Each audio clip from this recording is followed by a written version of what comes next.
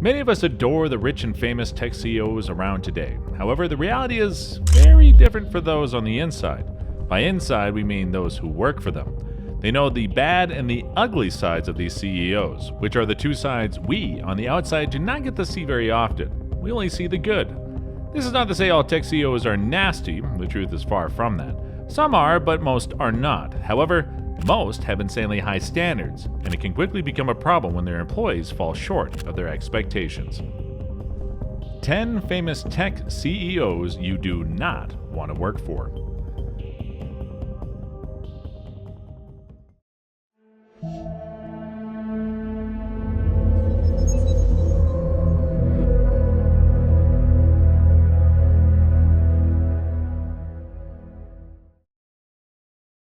Number 10, Jeff Bezos.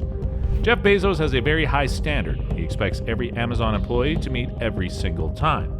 Amazon insiders will tell you that if Bezos ever forwards an email to you, you had better find a solution to it, or else you may find yourself in deep trouble. There are actually many ways to piss Bezos off. However, whichever one you use, be rest assured he would fall into what his employees call nutters, which involves him screaming and saying some unkind things to you.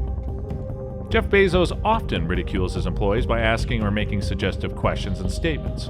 He has asked people questions like, "Are you lazy or just incompetent? I'm sorry, did I take my stupid pills today? And why are you wasting my life?"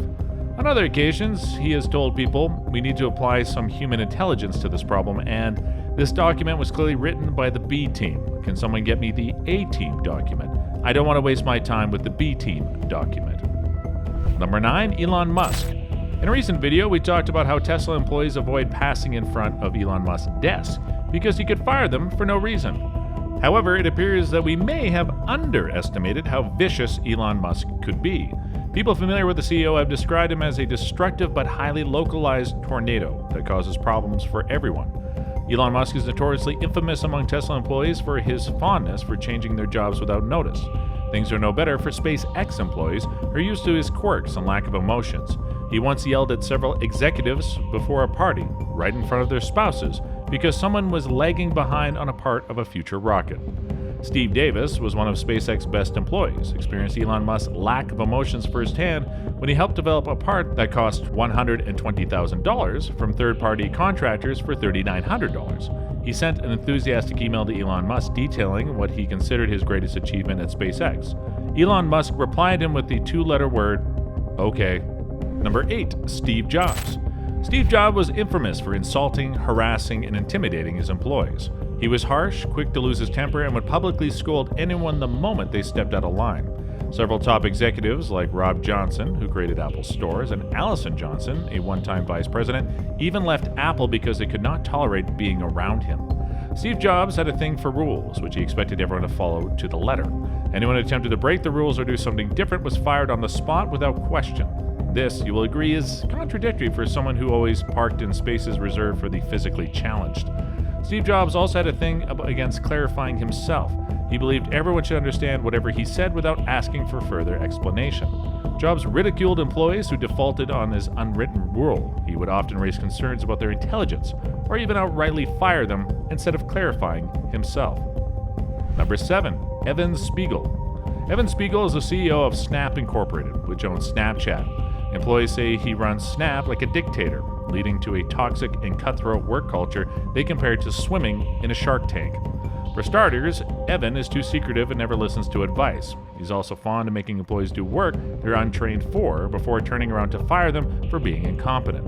Employees also accuse Evan of operating a system of favoritism, which encourages him to engage in office politics to earn his trust and become a member of his inner circle. Unfortunately, not everyone works this way. Many top Snap executives have even resigned because they could not cope with the CEO. Fortunately, it appears Evan knows he has leadership issues and may be working on improving himself. He once engaged a management coach and conducted a survey where he asked employees for ideas on how he could be a better CEO. Number 6, Jia Yuting. You have probably never heard of Jia Yuting. He's the former CEO and now chairman of Faraday Future, a battery electric vehicle maker that was once considered the main challenger to Tesla. However, Faraday Future never lived up to its name, and its future is literally hanging in the balance. Current and former employees agree the company failed because the CEO and his lieutenants are clueless and directionless. Jia himself had been singled out for his lack of vision. For example, he calls Faraday Future an internet company even though he's trying to build a car. Employees describe Faraday Future as a toxic and chaotic place where abusive managers rush through major tasks, force workers to remain at work until 9 at night, and stop them from pointing out obvious defects in the company's product. Little wonder the company ended up with a 1.9 out of 5 stars on the popular job review site Glassdoor. Number 5. Larry Ellison.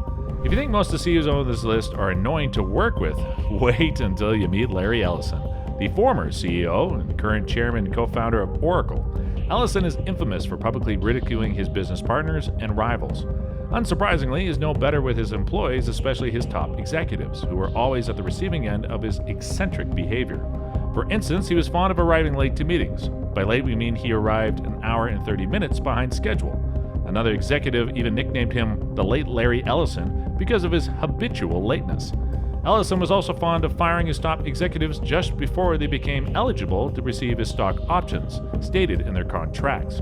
This made a journalist compare him to a juicer that extracts the juice out of people before dumping them. If you think Ellison could not go lower, wait until you hear that he also fired top executives the moment they became powerful and influential enough to replace him.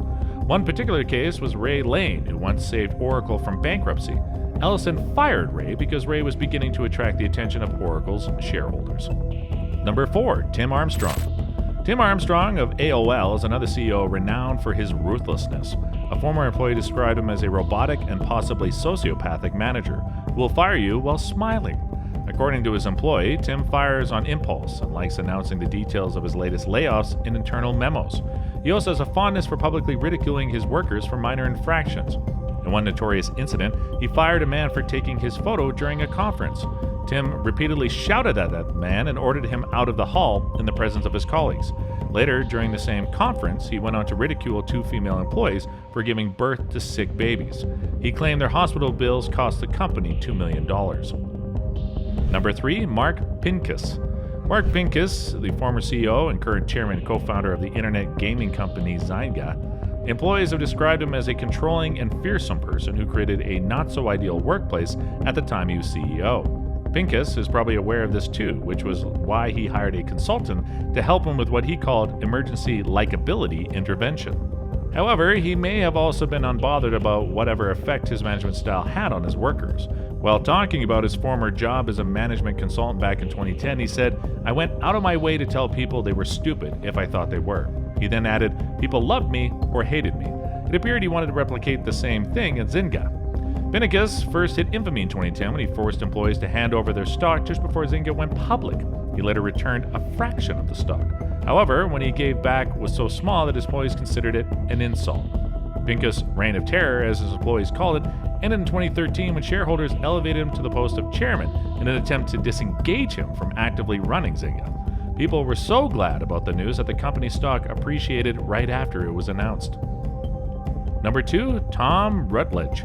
Tom Rutledge is not a big name in the tech world. He was the 3rd highest paid executive in the United States in 2019 after Elon Musk and Tim Cook. That year, he received $116.9 million in salary, bonus, and stock as the CEO of Charter Communications, which trades as Spectrum.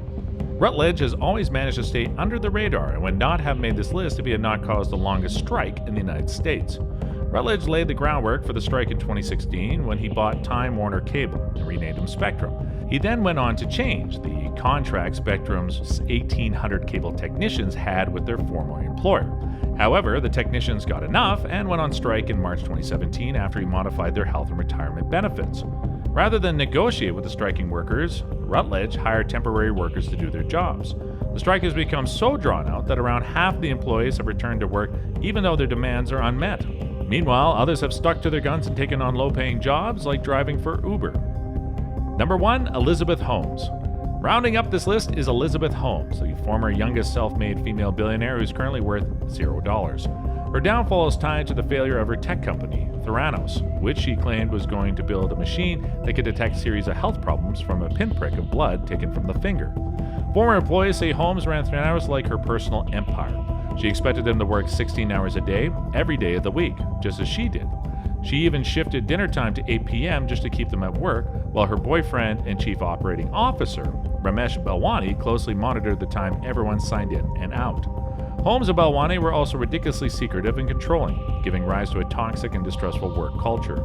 However, this was not enough to stop Holmes from extending her madness to visitors, who were required to sign non-disclosure agreements before entering the facility. Security guards followed them around throughout their stay, even when they went to the bathroom. Holmes' downfall began in 2015 when reporter John Carrero revealed her supposed machine did not work. Holmes initially denied this, but her sham was soon exposed. She was charged with fraud and forced to close Theranos. Meanwhile, analysts have reviewed her $4.5 billion wealth, which was based on her stock of the now failed Theranos, down to zero.